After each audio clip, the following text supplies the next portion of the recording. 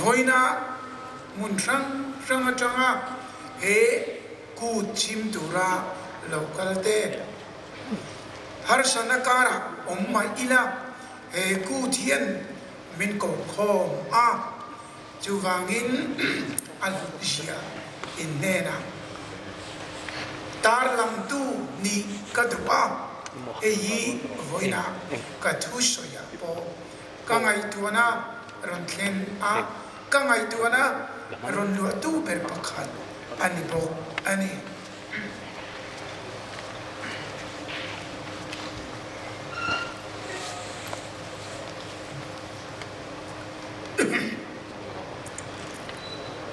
hey til theng Indian Independence Day te Republic Day te avoi chu ti jat na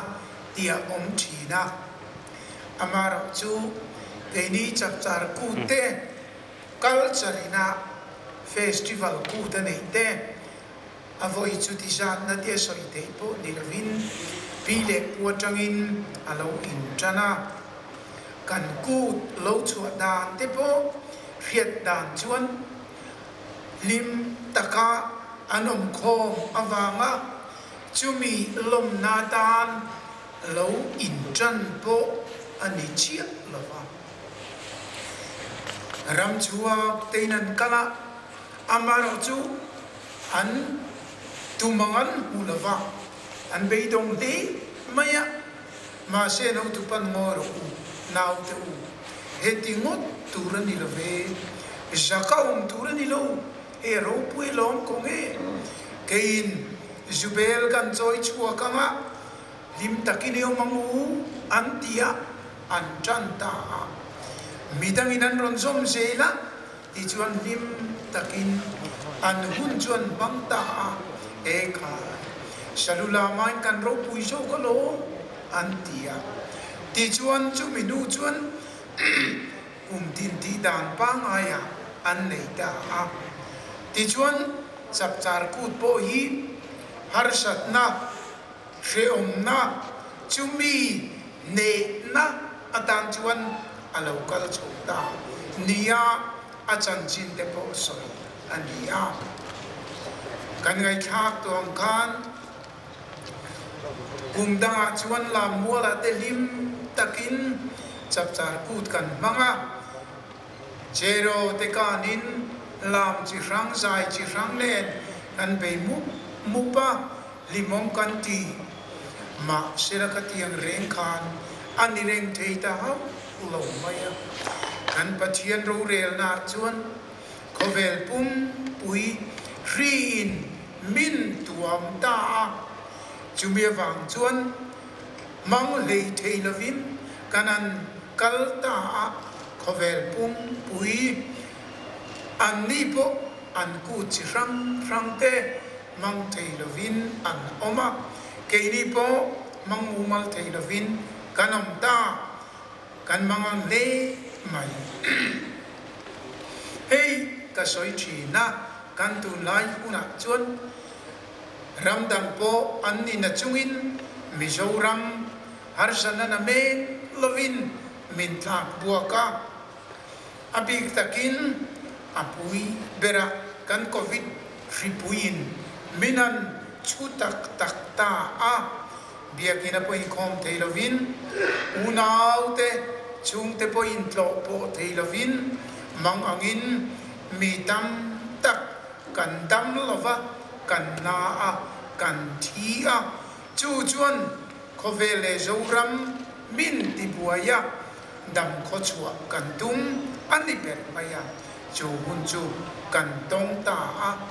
chu pakhat na ani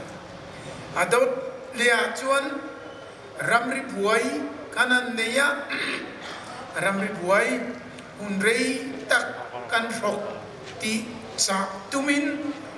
dan be na kara ele bar tu po har sain she om ti emin zoram kan tora chuan a hau tak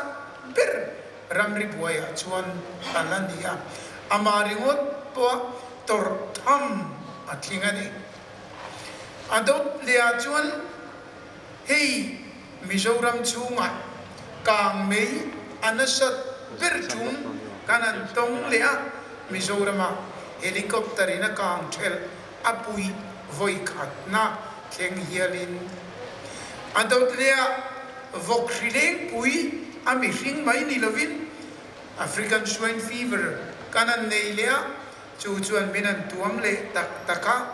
asang telin asing telin anan tipuk puk maya kan mga ani chubaka hau tak takin kan chenom rambian maramite political buena wangin asadelin asam delin asin bin anon tol thabum tijuan Mizorama asin delin refugee agin anon oma kan vain kan buai ani aran papua hau tak tham tak anin mukho ta chumikara chuan sumle pai economy har sadane hunhi kan lo thenga ti chuan voina kan chapchar kut man dur po hau tak takin hunin min chilawangin adu tu sang lo deu mai kanan bangta ani amai ro chu emikara hian kan soi chu khovel finna lo mu chuak tu tam tak thiam na mu chuak tu te jinga mi chu Judah ho Israel ho ani finna thar sain sa te khovel finna pa ngaya te adin chuak tu mu chuak tu chu Israel ho te Judah te ani chu chu khovel ina amu tenni atomic tilti theina rocket tilti theina ral thuam ro pui tilti theina ani lole fin na le khovela idea thar ron ser chuak tu chung zong song te chu khovel hi ilum le tu communism ron din chuak chu tu Israel ho Judah ho ani an rampo khuti khopat te khuti khopat chia khuti khopa harsa minan peiron kara an rondam kho chuaka enton tla an lo nita engatinge heti taka mi ngai poimo inni taka engatinge heti taka finna in chua engatinge heti taka til mu chua thar khovel ro chun tu in ron ti chua theita an chan na chu har sat na na me lo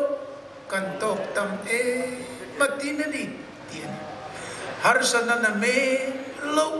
Abraham na una tangin an toka voini kengin har sat na na men lo an toka chu wangin ani mi pakhat boxer lo tam teu to mai chu eng tak khian nge boxinga poisa tam tak ilak lu theina khopa jon na tha boxinga hian eng hian nge huai lu che antia ani jon fiam chu ti takin nikhat chu ka ku thikan ena poisa pakhat ma kendura nei lova chu chon boxing poisa tam tak lak lu na buna yen mi huai lu tani atiani chu wangin kan soi du chu Judah tele Israel har sanatin re in ton tlaka a huai lu ani ke ni po har sanatin re kan ton hi in ton tlaka mi huai lu tu ni turin voina kan chapchar kut hi I mangang u kan thupuya khan kan zonun jemoi tam tak jinga voina kan thupuya kan le tur chu rin om na ani kha kha amoi atha atlo naupang te kan nilaya kan zirchina kala thiri voi ga chu mi pakhathi apa in tomahawk create alei saka alo me e maya amua pianga cheka apa thing du lai thai me mai ka ki alo ni ta a tunge ka thing du lai per kitu antita chuta apanan zo chuan afapa khalo ni ren maya an ko vatai te tunge ka thing du lai tak so kitu kapa dot ka soi thei lo ti ria ke man ka rei te ka ki ani kha atita apa thin rim chuan for shep do ni moti na ka lai ani apa kha e kha tai te do isoi du lo na irin om nai thing akum tangkarwa